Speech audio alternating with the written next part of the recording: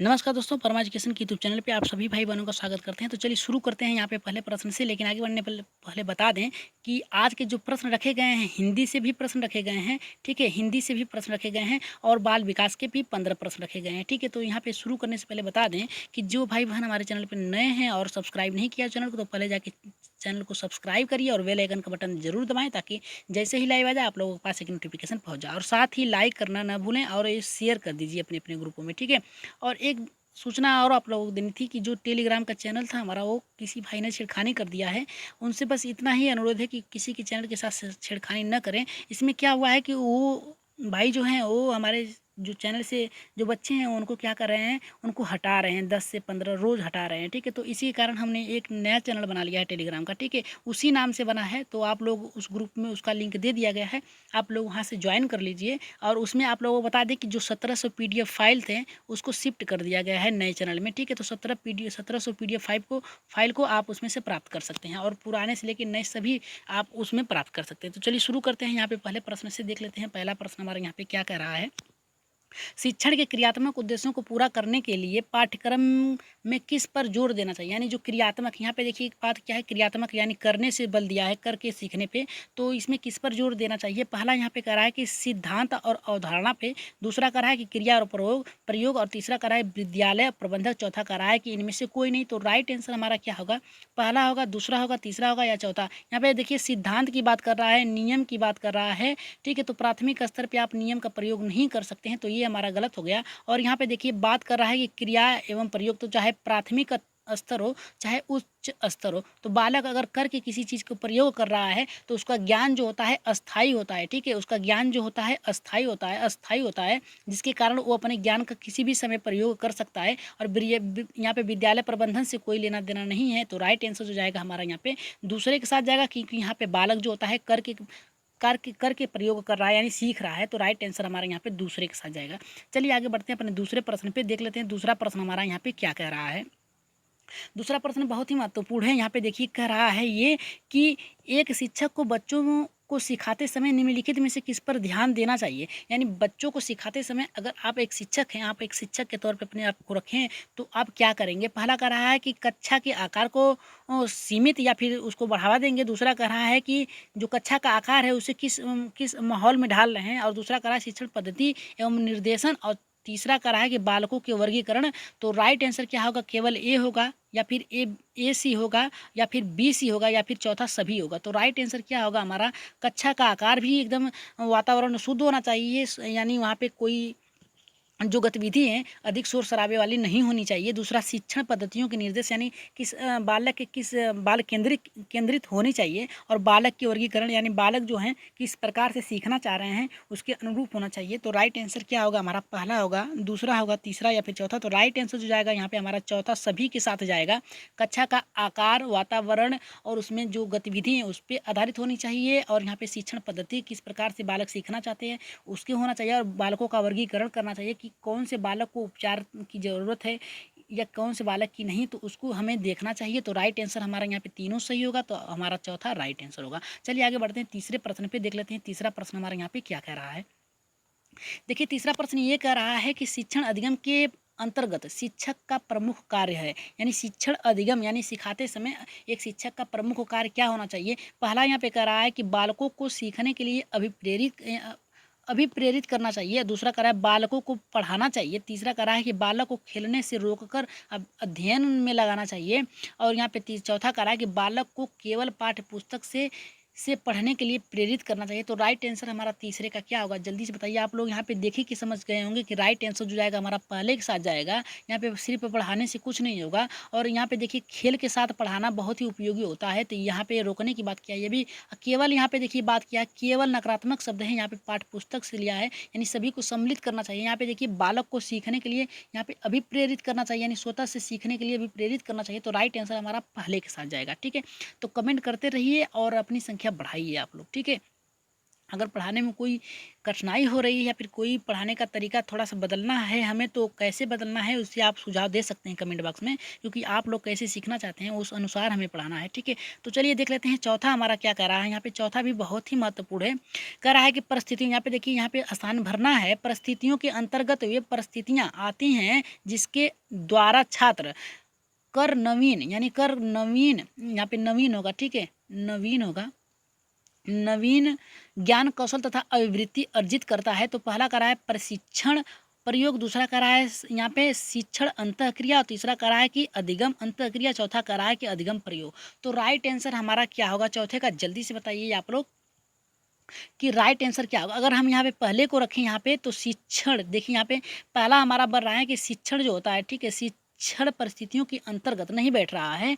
और दूसरा देखिए शिक्षण है, यहाँ पे अगर पहला नहीं बैठ रहा तो दूसरा भी नहीं बैठेगा। लेकिन अगर हम तीसरे को रखें यहाँ पे, देखते हैं अधिगम परिस्थितियों के अंतर्गत, यहाँ पे देखिए सीखने से तात्पर्य हो जाएगा, यानी अधिगम परिस्थितियों के अंतर्गत परिस्थितियाँ आती हैं जिसके द्वारा छात्र अंतःक्रिया कर नवीन ज्ञान, यहाँ पे देखिए नवीन होगा, ठीक है, नवीन ज्ञान कौशल अभिवृत्ति प्राप्त करता है। तो राइट आंसर जो जाएगा हमारा यहाँ पे तीसरे के साथ जाएगा, ठीक है। राइट आंसर हमारा आ गया तीसरा, क्योंकि अधिगम जो सीखता है बालक उसके परिस्थितियों के अंतर्गत क्या करता है, अंतः क्रिया यानी दोनों को संबंध में जोड़कर क्या करता है, नवीन ज्ञान को की अभिवृत्ति को अर्जित करता है, ठीक है। तो राइट आंसर जो जाएगा हमारा यहाँ पे तीसरे के साथ जाएगा। चलिए आगे बढ़ते हैं पाँचवें प्रश्न पे, देख लेते हैं पाँचवा प्रश्न हमारा यहाँ पे क्या कह रहा है। देखिए पाँचवा प्रश्न ये करा कि शिक्षण अधिगम प्रक्रिया में अधिगमकर्ता से संबंधित निम्नलिखित में से किन सिद्धांतों का पालन किया जाता है। यानी कहने का मतलब यहाँ पे ये है कि शिक्षण अधिगम प्रक्रिया में जब शिक्षण की प्रक्रिया चल रही है तो जो अधिगम करता है यानी सीखने वाला संबंधित निम्नलिखित किन सिद्धांतों का पालन किया जाना चाहिए। यहाँ पे पहला कह रहा है कि व्यक्तिगत भिन्नताओं का सिद्धांत, दूसरा कह रहा है कि छात्र केंद्रित का सिद्धांत, तीसरा कह रहा है कि सक्रिय सहयोग का सिद्धांत। तो राइट आंसर क्या होगा, पहला होगा, दूसरा होगा, तीसरा या फिर चौथा। तो राइट आंसर क्या होगा पाँचवें का, जल्दी से बताइए। देखिए यहाँ पे क्या होता है, जब आप प्रक्रिया कर रहे हैं, अधिगम की प्रक्रिया कर रहे हैं, तो विभिन्नता का सिद्धांत भी होना चाहिए, क्योंकि बालक जो होता है कक्षा में अनेक अनेक संस्कृति, धर्म, जाति और उनकी भाषाएं अलग अलग होती हैं, तो उनके अनुसार कार्य करना होता है। और छात्र केंद्रित सिद्धांत यानी बालक के अनुसार शिक्षा, बाल केंद्रित शिक्षा होनी चाहिए, जिसमें बालक किस प्रकार से रुचि ले रहा है, किस प्रकार से सीखना चाह रहा है, उसका ध्यान रखना चाहिए। और सक्रिय सहभागिता यानी पे यहाँ पे देखिए छात्र और यहाँ पे शिक्षक, ठीक है, शिक्षक दोनों की सक्रिय सहभागिता होनी बहुत ही जरूरी है। तो राइट आंसर हमारा यहाँ पे उपयुक्त सभी के साथ जाएगा। चलिए आगे बढ़ते हैं छठे प्रश्न पे, देख लेते हैं छठा प्रश्न हमारा यहाँ पे क्या कह रहा है। देखिए छठा प्रश्न ये करा कि एक शिक्षार्थी केंद्रित कक्षा कक्ष में अध्यापिका करेगी, यानी जो एक जो शिक्षक है, ठीक है, शिक्षार्थी है, उसकी केंद्रित, ठीक है, उसकी केंद्रित कक्षा कक्ष में अध्यापिका क्या करेगी। यहाँ पे पहला देखिए कह रहा है हमारा कि अधिगम को सुगम बनाने के लिए बच्चों को एक दूसरे के साथ अंकों के मुकाबला करने के लिए हतोत्साहित करेगी, ठीक है। और यहाँ पे देखिए हमारा, यहाँ पे देखिए हतोत्साहित करेगी यानी मुकाबला करने की बात कर रही है, यहाँ पे देखिए द्वंद्व की बात कर रही है, ठीक है, द्वंद्व की बात कर रही है। तो ये हमारा गलत हो गया, प्रश्नों को एकदम छांटते चलेंगे। और यहाँ पे देखिए दूसरा करा है मुख्य तत्वों की व्याख्या करने की व्याख्यान पद्धति का प्रयोग करना, बाद में शिक्षार्थियों को उन पर सजगता के लिए आकलन। यहाँ पे देखिए साथ ही होता है, यहाँ पे देखिए व्याख्यान करने यानी किस पे के मुख्य तत्वों पे, तो मुख्य तत्व पर ही अगर बात करेंगे तो जो अहम बातें वो छूट जाएंगी। तो ये भी हमारा गलत हो गया। और तीसरा करा है कि वह अपने शिक्षार्थियों से जिस प्रकार की अपेक्षा करती है उसे प्रदर्शित करना तथा तब बच्चों के साथ ऐसा ही दिशा निर्देश करना। यहाँ पे देखिए दिशा निर्देश देने की बात कर रही है, ठीक है, तो ये हमारा गलत हो गया। और ये गलत होने का एक तरीका और है कि जो आप बालक को पढ़ा रहे हैं, अपेक्षित कर रहे हैं, वो ऐसा ही अगर चाहेंगे तो बालक वैसे ही तुरंत नहीं रख पाएगा, वो क्या करेगा, अपने अनुसार रखने का प्रयत्न करेगा। तो ये हमारा गलत हो गया। चौथा करा है कि इस प्रकार की पद्धतियों को नियोजित यानी समायोजन के साथ जिससे शिक्षार्थी अपने स्वयं के अधिगम, यहाँ पे देखिए स्वयं यानी खुद से अधिगम की पहल को प्रोत्साहित करके यानी खुद से सीखने के लिए प्रोत्साहित हों, रुचि ने। तो राइट आंसर हमारा यहाँ पे चौथे के साथ जाएगा, ठीक है। चलिए आगे बढ़ते हैं सातवें प्रश्न पे, देख लेते हैं सातवां प्रश्न हमारा यहाँ पे क्या कह रहा है। देखिए सातवां प्रश्न भी बहुत ही महत्वपूर्ण है। निम्नलिखित में से कौन सा तरीका अध्यापक के द्वारा या अध्यापिका के द्वारा एक सृजनात्मक बच्चे की पहचान करने के लिए सर्वाधिक उपयोगी है। यानी कहने का मतलब ये है कि विद्यालय में अगर सृजनात्मक बच्चा है तो उसकी पहचान करने के लिए एक अध्यापिका का क्या सर्वाधिक उपयोगी होगा तरीका। यहाँ पे पहला कह रहा है कि यह, देखिए यहाँ पे पहला कह रहा है कि यह अवलोकन करना कि बच्चे समूह कार्यों में साथियों के साथ किस प्रकार की प्रतिक्रिया कर रहे हैं, ठीक है। और यहाँ पे देखिए कह रहा है हमारा दूसरा कि बच्चे का विस्तृत विस्तृत रूप यानी फैलाव, यानी कितना उनका फैलाव है, कितना उनका ज्ञान का भंडार है, कितना दूर तक है। अवलोकन करना विशेष रूप से उस समय जब बच्चे समस्याओं को हल कर रहे हैं, यानी बच्चे जब समस्या कर रहे हैं, समस्या के को हल कर रहे हैं, तो उनका मस्तिष्क कहाँ तक काम कर रहा है, उस पे उस समस्याओं को देखना और हल करने का तरीका देखना कि वो किस प्रकार से कर रहे हैं। और यहाँ पे कह रहा है मानवकृत बुद्धि परीक्षण, यानी हमारे द्वारा जो बुद्धिकृत परीक्षण है उसके, यानी उसका क्या करते हैं, मौखिक रूप से वहाँ पे परीक्षण कर सकते हैं, लिखित रूप से कर सकते हैं, ठीक है, सांकेतिक रूप से करते हैं। यहाँ पे देखिए बात ये सृजनात्मक की, तो यहाँ पे देखिए बुद्धि परीक्षण नहीं हो सकती। और वस्तुनिष्ठ, यहाँ पे देखिए वस्तुनिष्ठ की बात कर दिया है, लिखने से बात किया है। तो देखिए आपके सामने बस दो प्रश्न बना, पहला और दूसरा। तो अब देखिए यहाँ पे यह अवलोकन करना कि बच्चा समूह में साथियों के साथ किस प्रकार से प्रतिक्रिया, यहाँ पे देखिए प्रतिक्रिया करने की बात नहीं है, यहाँ पे सृजनात्मक की बात है। तो राइट आंसर हमारा यहाँ पे दूसरे के साथ जाएगा। समस्या किस प्रकार से सॉल्व कर रहा है यही देखना, और जहाँ पे फंस रहा है बालक, यानी जो समस्या में फंस रहा है, तो उसे जेडपीडी के माध्यम से सहायता देना, ठीक है। तो राइट आंसर हमारा यहाँ पे दूसरे के साथ जाएगा। चलिए आगे बढ़ते हैं, अपने 8वें प्रश्न पे देख लेते हैं। 8वां प्रश्न हमारा यहाँ पे क्या कह रहा है। 8वां प्रश्न बहुत ही महत्वपूर्ण है, किस दृष्टि से, क्योंकि यहाँ पे देखिए गणित शिक्षण से भी प्रश्न आ गए हैं। उच्च प्राथमिक विद्यालय की गणित अध्यापक के रूप में आप विश्वास करती हैं, किस पे विश्वास करती हैं। पहला करा है विद्यार्थियों की गलतियाँ, उनके चिंतन में अंतर्दृष्टियाँ उपलब्ध कराना। और यहाँ पे दूसरा करा विद्यार्थियों को विविध ज्ञान को जानने की आवश्यकता होती है, चाहे वो संकल्पनात्मक आधार नहीं समझते। और यहाँ पे तीसरा करा उच्च प्राथमिक विद्यालय में सभी बच्चों में गणित पढ़ने की योग्यता नहीं होती है। और चौथा करा है कि लड़के गणित को बिना अधिक प्रयास किए सीख जाते हैं, क्योंकि उनकी जन्मजात क्षमता विशेषता होती है और लड़कियों के ऊपर ध्यान देना चाहिए। तो राइट आंसर का क्या होगा हमारा, यहाँ पे जल्दी से बताइए। पहला होगा, दूसरा होगा, तीसरा या फिर चौथा। तो राइट आंसर क्या होगा जल्दी से बताइए 8वें का। देखिए यहाँ पे बात किया है, यहाँ पे चौथे पे बात किया है, तो यहाँ पे रूढ़िवादिता की बात कर दिया है, ठीक है। तो ये हमारा गलत हो गया। और यहाँ पे देखिए योग्यता नहीं होती, सभी की योग्यता होती है, बस उसे परखने की ज़रूरत होती है। आपकी पढ़ाने की शैली किस प्रकार है, बालक किस प्रकार से आप सिखा रहे हैं, उस पर विशेष ध्यान देना चाहिए प्राथमिक स्तर पर, तभी उसकी नींव मजबूत होगी। और यहाँ पे दूसरा देखिए कह रहा है कि विद्यार्थियों को कार्यविधित ज्ञान को जानने की आवश्यकता होती है, संकल्पना के आधार की जरूरत नहीं होती है। तो यहाँ पे देखिए संकल्पना को समझना, यानी जो नियम है, जो उदाहरण है, उसे समझना बालकों के लिए बहुत ही जरूरी है। तो ये भी गलत हो गया, बचा हमारा पहला। तो राइट आंसर हमारा यहाँ पे पहले के साथ जाएगा। तो राइट आंसर हमारा यहाँ पे पहला होगा। और कमेंट जरूर करिए सभी लोग, ठीक है, जितने लोग हैं उतने ही लोग करिए। चलिए आगे बढ़ते हैं, 9वें प्रश्न पे देख लेते हैं। 9वां प्रश्न हमारा यहाँ पे क्या कह रहा है। देखिए 9वां प्रश्न ये कह रहा है कि कक्षा 7 का शिक्षार्थी गणित में त्रुटियां करता है, एक शिक्षक के रूप में आप क्या करेंगे। पहला करा है कि शिक्षार्थियों को सही उत्तर उपलब्ध कराएंगे, और दूसरा करा है कि शिक्षार्थियों को कैलकुलेटर उपलब्ध प्रयोग करने की अनुमति देंगे, और तीसरा करा है कि शिक्षार्थियों से कहेंगे कि वह भी कल्पनात्मक पद्धति का प्रयोग करे, अथवा स्वयं स्वयं कृति का यहाँ पे स्वयं जो उसकी उत्पत्ति है उसका पता लगा, यानी त्रुटि का, यहाँ पे सॉरी, यहाँ पे त्रुटि होगा, यहाँ पे त्रुटि होगा, यहाँ पे त्रुटि होगा, याद रखिएगा। त्रुटि का पता लगाने में उसे दोबारा करें, ठीक है। और यहाँ पे चौथा करा है कि विद्यार्थियों को दिखाए कि त्रुटि कहाँ थी, और शिक्षार्थियों को उसे दोबारा करने के लिए कहें। तो 9वें का राइट आंसर हमारा क्या होगा। तो 9वें का राइट आंसर जो होगा यहाँ पे हमारा तीसरा होगा, क्योंकि यहाँ पे देखिए कल्पनात्मक पद्धति, ठीक है, यहाँ पे कल्पनात्मक पद्धति अथवा स्वयं की त्रुटि यहाँ पे होगी, ठीक है, त्रुटि, ठीक है, त्रुटि का पता लगाएं, यानी स्वयं से त्रुटि का पता लगाएं, तो उनका अधिगम जो होता है और विकसित होगा, यानी खुद से खोज कर रहे हैं अपनी की त्रुटियों की। तो यहाँ पे राइट आंसर हो जाएगा, यहाँ पे तीसरे के साथ जाएगा, ठीक है। चलिए आगे बढ़ते हैं, 10वें प्रश्न पे देख लेते हैं। 10वां प्रश्न हमारा यहाँ पे क्या कह रहा है। 10वां प्रश्न ये हमारा कह रहा है कि योग्यता समूहीकरण प्रक्षेपण में निम्नलिखित में से कौन सा कथन सही है। यहाँ पे देखिए योग्यता और योग्यता समूहीकरण, एक तो योग्यता हो गई, दूसरा योग्यता की समूहीकरण, यानी समूह में जो होती है परिप्रेक्ष्य, निम्नलिखित में से कौन सा कथन सही है। तो यहाँ पे देखिए दो अर्थ दिया है, तो दोनों का अलग अलग अर्थ होगा। तो यहाँ पे देखिए पहला कह रहा है कि छात्र अहिष्णुता होते हैं, भेदों, ठीक है, भेदों को स्वीकार नहीं करते। और यहाँ पे दूसरा कह रहा है विभिन्न योग्यता वाले समूहों को ग्रहण करने के लिए अध्यापक को बहुस्तरीय शिक्षण को अपनाना चाहिए। और तीसरा करा है कि शिक्षार्थी समूहों में बेहतर सीखते हैं, यानी अपने समान जो उनके बच्चे होते हैं, अपने समान जो उनके बच्चे होते हैं उनके बराबर के, तो उनके कक्षा के बराबर और उनके बराबर जो बच्चे होते हैं, उनके समूह में जो बालक उनके साथी होते हैं, उनसे बेहतर सीखते हैं। और यहाँ पे चौथा करा है कि अभाव, ठीक है। अबाध, यहाँ पे देखिए अबाध लिखा है, वह प्रभावी शिक्षण हेतु कक्षा में। अबाध का मतलब ये है कि जो बाधा उत्पन्न हो रही है, प्रभावी शिक्षण हेतु समरूपता होनी चाहिए। और यहाँ पे राइट आंसर क्या होगा, पहला होगा, दूसरा होगा, तीसरा होगा, चौथा। तो राइट आंसर क्या होगा, जल्दी से कमेंट करिए आप लोग 10वीं का। तो राइट आंसर जो 10वीं का जाएगा यहाँ पे दूसरे के साथ जाएगा, याद रखिएगा, दूसरा राइट आंसर होगा। यहाँ पे विभिन्न योग्यता वाले, यहाँ पे जो अलग अलग योग्यता वाले बच्चे हैं, समूह में किस प्रकार से कार्य करते हैं, ठीक है। अध्यापक को बहुस्तरीय शिक्षण को अपनाना चाहिए, यानी इसका प्रयोग करके उनको क्रिएटिविटी यानी सृजनशील बनाना चाहिए, ठीक है। समूह में जितना चर्चा पर चर्चा करेंगे उतना ही अच्छा होगा। तो राइट आंसर दूसरा होगा। चलिए आगे बढ़ते हैं, 11वें प्रश्न पे देख लेते हैं। 11वां प्रश्न हमारा यहाँ पे क्या कह रहा है।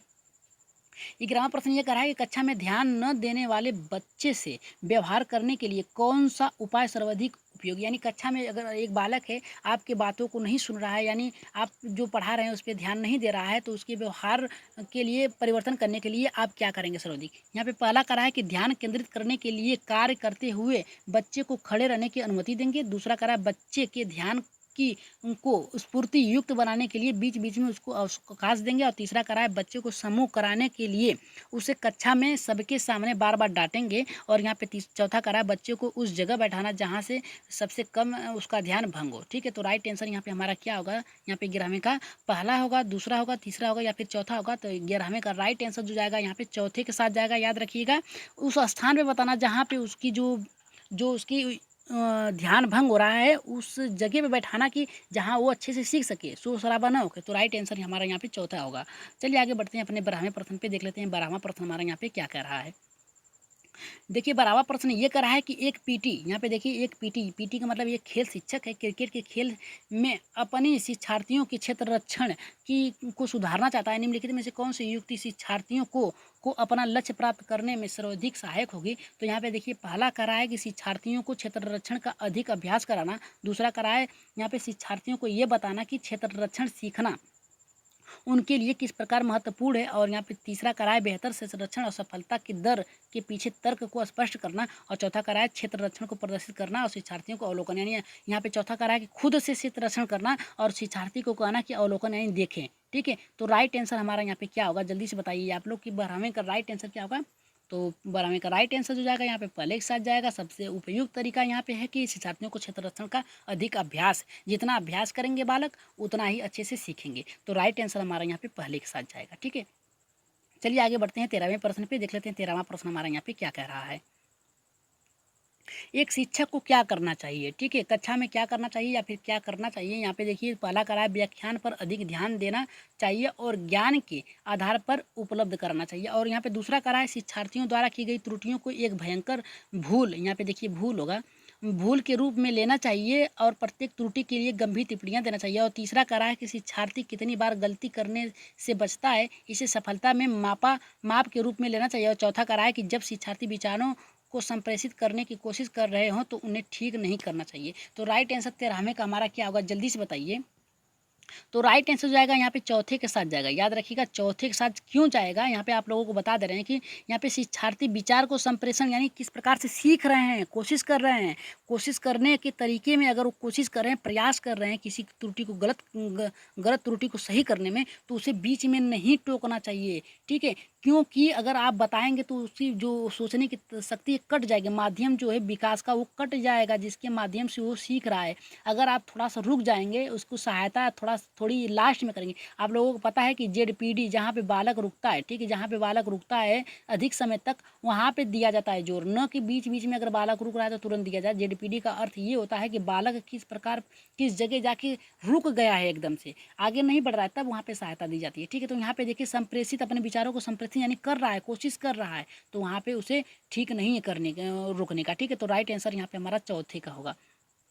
चलिए आगे बढ़ते हैं, यहाँ पे अपने 14वें प्रश्न पे देख लेते हैं। 14वां प्रश्न हमारा यहाँ पे क्या कर रहा है। देखिए कह रहा है कि अंतरपरक अनुदेशन है, ठीक है। पहला कह रहा है कि शिक्षार्थियों की आवश्यकताओं को पूरा करने के लिए सामूहिक की विविध रूपों का प्रयोग करना। और यहाँ पे दूसरा करा है कक्षा में प्रत्येक शिक्षार्थी के लिए कुछ अलग करना। और यहाँ पे तीसरा करा है कि अभिव्यक्ति अथवा स्वच्छंद शिक्षार्थी गतिविधियाँ। और चौथा करा है कि ऐसे समूहों का प्रयोग जो कभी नहीं बदलते हैं, ठीक है। तो राइट आंसर हमारा यहाँ पे क्या होगा, पहला होगा, दूसरा होगा, तीसरा होगा, चौथा अंतरपरक, ठीक है, यानी खुद से करने की जो आवश्यकता होती है उसके लिए क्या करेंगे, अनुदेशन करेंगे। तो राइट आंसर क्या होगा, जल्दी से बताइए आप लोग। 14वें का राइट आंसर क्या होगा। तो राइट आंसर जो जाएगा यहाँ पे हमारा पहले के साथ जाएगा। याद रखिएगा, शिक्षार्थी की आवश्यकताओं को पूरा करने के लिए सामूहिककरण के विविध रूपों का प्रयोग, यानी जो उनकी आवश्यकताएं हैं, किस प्रकार से सीखना चाहते हैं उसको पूरा करना चाहिए, उसका प्रयोग करना चाहिए। जैसे हो गया लर्निंग टीचर मटेरियल, ठीक है, यानी LTM, जो लर्निंग टीचर मटेरियल है, यानी जो शिक्षण पद्धतियाँ हैं उसका प्रयोग करना चाहिए। ठीक है, तो चलिए आगे बढ़ते हैं अपने 15वें प्रश्न पे देख लेते हैं। 15वें के बाद आप लोगों को बता दें कि हिंदी के 4 प्रश्न बहुत ही महत्वपूर्ण हैं, उसे बिना किए हुए आप लोग नहीं जाएंगे। ठीक है, तो यहाँ पे देख लीजिए, कह रहा है कि निम्नलिखित में से, यहाँ पे क्वेश्चन मार्क है, कि अतिरिक्त सभी के कारण अधिगम अक्षमता उत्पन्न होती है। किसके कारण अधिगम अक्षमता उपलब्ध होती है? पहला शिक्षक के यहाँ पे शिक्षण शैली पे, और दूसरा कह रहा है जन्म से पहले माँ का मदिरा सेवन, और यहाँ पे तीसरा कह रहा है कि मंद बुद्धि, और यहाँ पे सस्वाकाल के समय यहाँ पे दिमागी बुखार। तो देखिए किसके अतिरिक्त, यानी किसको छोड़ के सभी के द्वारा यहाँ पे अक्षमता उत्पन्न होती है, अधिगम। तो राइट आंसर क्या होगा हमारा? पहला होगा, दूसरा होगा, तीसरा होगा, चौथा होगा। तो 15 का जो राइट आंसर जाएगा यहाँ पे पहले के साथ जाएगा। याद रखिएगा, पहले के साथ जाएगा। शिक्षण की शैलियाँ जितनी उपयोगी होगी, बालक की अक्षमता उतनी दूर होगी। तो यहाँ पे देखिए, मदिरा का सेवन कर रही है तब भी उसकी जो होती है अधिगम क्षमता उत्तल, जन्म के समय जो माँ होती है, अगर किसी भी अन्य पदार्थ का सेवन करती है जिससे बालक के ऊपर प्रभाव पड़े तो वो गलत है, वो उसकी अक्षमता को दर्शाता है। मंद बुद्धि बालक की भी अक्षमता दर्शाता है। और शैशवावस्था दिमागी बुखार अगर हो गया तो बालक जो होती है वो क्या होता है, वो अधिगम अक्षमता प्रदर्शित करता है। तो राइट आंसर जो जाएगा हमारा केवल यहाँ पे शिक्षक की शिक्षण शैलियाँ छोड़ के। ठीक है, तो चलिए आगे बढ़ते हैं अपने अब जो हिंदी शिक्षण के जो प्रश्न रखे गए हैं उस पर बढ़ते हैं। बता दें कि जो हिंदी शिक्षण के महत्वपूर्ण प्रश्न रखे गए हैं बहुत ही अच्छा है, और परमा एजुकेशन चैनल को सब्सक्राइब कर लीजिए, साथ ही बेल आइकन का बटन जरूर दबाएं। सब्सक्राइब तो जरूर करिए और साथ ही लाइक जरूर करें। ठीक है, तो चलिए आगे बढ़ते हैं अपने यहाँ पे 16वें प्रश्न पे देख लेते हैं। 16वां प्रश्न हिंदी से लिया गया है और कितने लोगों का सही होता है, और इसे बहुत ही फास्ट प्रश्नों को जवाब देंगे आप लोग। ठीक है, वाणी होती है लिखित भाषा की तुलना में काफ़ी तेज़ी से बदलती है, यानी कौन सा ऐसा चीज़ है जो कौन सी वाणी है जो लिखित भाषा की तुलना में बहुत अधिक से बदलती रहती है? गौड़, स्थिर, अस्थाई और अस्थाई। ठीक है, अस्थाई और अस्थाई। ठीक है, तो राइट आंसर क्या होगा हमारा? जल्दी से बताइए, पहला होगा, दूसरा होगा, तीसरा होगा या फिर चौथा होगा? तो जल्दी से बताइए राइट आंसर हमारा यहाँ पे क्या होगा 16वें का। तो राइट आंसर जो होता है यहाँ पे हमारा यहाँ पे दूसरे के साथ जाएगा। याद रखिएगा, स्थिर। ठीक है, यहाँ पे वाणी स्थिर। ठीक है, वाणी स्थिर होती है। यहाँ पे जो वाणी होती है आपकी स्थिर होती है। ठीक है, आप जब चाहें तब बोल सकते हैं, लेकिन लिखित भाषा की तुलना में ये काफ़ी तेज़ी से बदलती है, जब चाहें तब अपनी वाणी को बदल सकते हैं। ठीक है, तो राइट आंसर यहाँ पे हमारा यहाँ पे दूसरे के साथ जाएगा। ठीक है, चलिए आगे बढ़ते हैं 17वें प्रश्न पे देख लेते हैं। 17वां प्रश्न हमारे यहाँ पे क्या कह रहा है? देखिए, कह रहा है कि बहुभाषा कक्षा का तात्पर्य क्या है, यानी बहुभाषी जो कक्षा है उसका तात्पर्य क्या है। यानी आप लोगों को पता होना चाहिए, बहुभाषी कक्षा वो होती है जिसमें अनेक अनेक बालक की बोलियाँ, उसकी जो ज्ञान है, उसकी वो जो बुद्धि है अपना प्रयोग करता है। हर बालक अपने में भिन्न होता है सभी में। ठीक है, तो यहाँ पे हर बालक एक समान नहीं होता, याद रखिएगा, बस इतना ही।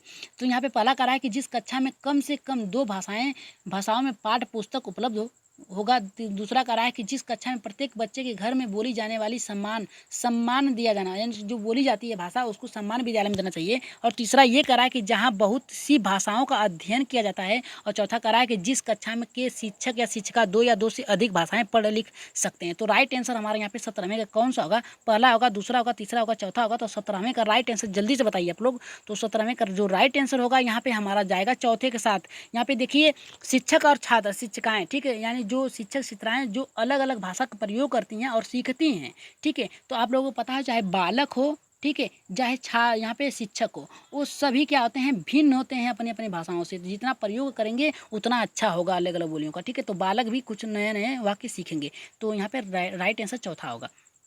चलिए 18वें प्रश्न पे आगे बढ़ते हैं। 18वां प्रश्न देख लेते हैं क्या कह रहा है। संज्ञान के स्तर पर विकसित अन्य भाषाओं में आसानी से अनुमोदित होती है, यानी जुड़ जाती है, ज्ञान क्षमता, व्याकरण क्षमता, तर्क क्षमता या फिर भाषा शिक्षण। याद रखिएगा, ये जो टॉप आप लोगों के 3 प्रश्न रखे गए हैं हिंदी के, बहुत ही महत्वपूर्ण है, हो सकता है आ भी जाए। ठीक है, क्योंकि ये ऐसे प्रश्न आप लोगों ने नहीं देखे होंगे। ठीक है, तो चलिए देख लेते हैं कौन सा सही होगा। पहला सही होगा, दूसरा, तीसरा या फिर चौथा? कौन से ऑप्शन पे जा रहे हैं 18वें का? तो 18वें का राइट आंसर जो जाएगा यहाँ पे चौथे के साथ जाएगा, भाषा क्षमता। संज्ञान के स्तर पे विकसित भाषा क्षमता। यहाँ पे देखिए, विकसित क्या होती है? आपकी भाषा क्षमता अन्य भाषाओं में आसानी से अनुमोदित हो जाए, जितनी भाषा क्षमता आप सीखेंगे अलग अलग स्थान पे, उतना अच्छे से आप प्रयोग कर सकते हैं। ठीक है, तो राइट आंसर जाएगा हमारे यहाँ पे चौथे के साथ।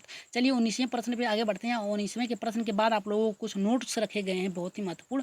उसे क्या करिएगा आप लोग, या तो स्क्रीनशॉट ले लीजिएगा या फिर आप लोग नोट कर लीजिएगा। चलिए देख लेते हैं क्या कर रहा है। भाषा शिक्षण को संदर्भ में रखने की आवश्यकता है। आर्थिक, सांस्कृतिक, नैतिक या फिर बहुभाषी, यानी जो भाषा शिक्षण को बहुभाषिक संदर्भ में रखने की आवश्यकता है, या फिर नैतिक संदर्भ में रखने की, या फिर सांस्कृतिक, या फिर आर्थिक। तो राइट आंसर हमारा क्या होगा, जल्दी से बताइए। आप लोगों को पता है कि जो कक्षा होती है, ठीक है, उसमें क्या होती है, बहुविधता पाई जाती है, बहुभिन्नता पाई जाती है, यानी अलग अलग तरह के जो विषय हैं, शिक्षक की बोलियां हैं, छात्र की बोलियां हैं, अलग अलग पाई जाती हैं। तो हर बालक, हर शिक्षक समान नहीं होता है। तो राइट आंसर यहाँ पे चौथे के साथ जाएगा, बहुभाषिकता होनी चाहिए, यानी जितना उनमें चर्चा पर चर्चा का समय भी देंगे उतना भी अच्छा होगा बहुभाषा के द्वारा। तो राइट आंसर यहाँ पे चौथे के साथ जाएगा। आइए कुछ फैक्ट हैं उसे जान लेते हैं, आपकी परीक्षा की दृष्टि से बहुत ही महत्वपूर्ण है।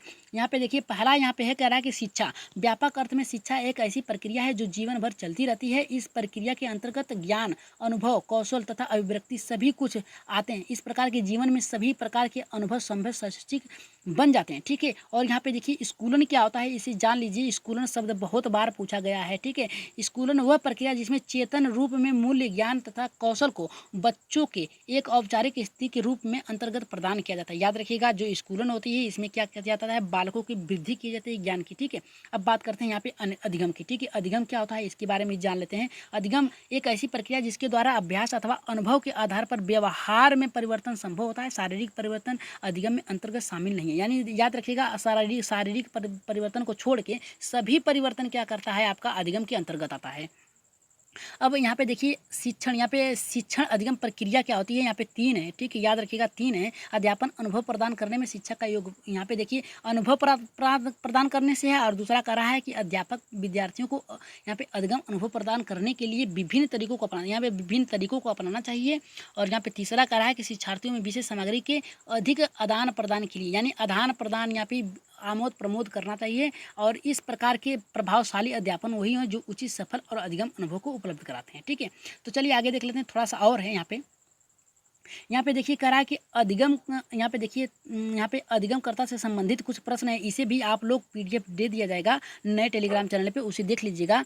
और यहाँ पे थोड़ा सा है, यहाँ पे देखिए शिक्षण कौशल के अंतर्गत क्या आता है। शिक्षण या सूक्ष्म शिक्षण का प्रयोग यहाँ पे शिक्षण के कौशलों के विकास के अंतर्गत आता है। ठीक है, और इसके अंतर्गत कितने आते हैं शिक्षण, यहाँ ये भी जानना बहुत जरूरी है। ठीक है, यहाँ पे देखिए, यहाँ पे छात्र व्यवहार का ज्ञान होता है, दृष्टान होता है, व्याख्यान होता है, और उच्च स्तरीय प्रश्न करना आता है, नियोजन आता है, संप्रेषण, उद्दीपन, यहाँ पे विन्यास, समापीकरण और मौन शाब्दिक, और यहाँ पे पुनर्वलन, प्रश्न पूछना, और यहाँ पे खोजपूर्ण, ये सभी क्या हैं आप लोगों के बता दें कि ये हैं शिक्षण कौशल। ठीक है, और यहाँ पे देखिए शिक्षण विधियाँ एक शिक्षण चक्रव्यूह के रूप में आता है। ठीक है, व्यूह के रूप में आता है, इसे भी आप लोग देख लीजिएगा। ठीक है, और उत्तर आप लोगों को नीचे दिए गए हैं, और अपना सुझाव नीचे जरूर दीजिएगा, और परमा एजुकेशन चैनल को एक बार जरूर सब्सक्राइब करिएगा। और बता दें कि आप लोग ये जो शिक्षण विधियाँ हैं इसे आप लोग क्या करिएगा, एक बार नोट बना लीजिएगा जैसे ही PDF मिलेगा। ठीक है, तो आज के प्रश्न आप लोगों को कैसे लगे एक बार कमेंट बॉक्स में ज़रूर बताइएगा, और अपना सुझाव दीजिएगा कि हमें पढ़ाने की शैली को बदलना चाहिए या फिर इसी गति से चलना चाहिए। ठीक है, तो राइट आंसर आप लोग 19वें का जरूर बताइएगा कि 19वें का राइट आंसर क्या होगा, एक बार कमेंट बॉक्स में जरूर करिएगा। और आज के लिए इतना ही, अच्छे से तैयारी करिए, और नए टेलीग्राम चैनल को आप लोग क्या करिए, ज्वाइन कर लीजिएगा। याद रखिएगा, नए टेलीग्राम चैनल जो है उसी नाम से, उसी में लिंक दे दिया गया है, उसे आप लोग ज्वाइन जरूर कर लीजिएगा, क्योंकि नए वाले चैनल से हमारे जो पुराना चैनल था उसमें छेड़खानी किसी भाई ने कर दिया है। उससे हाथ जोड़ के यही निवेदन है कि किसी के चैनल के साथ आप छेड़खानी न करें। ठीक है, तो हमारे चैनल को सब्सक्राइब जरूर करिएगा। ठीक है, तो आज के लिए इतना ही, धन्यवाद।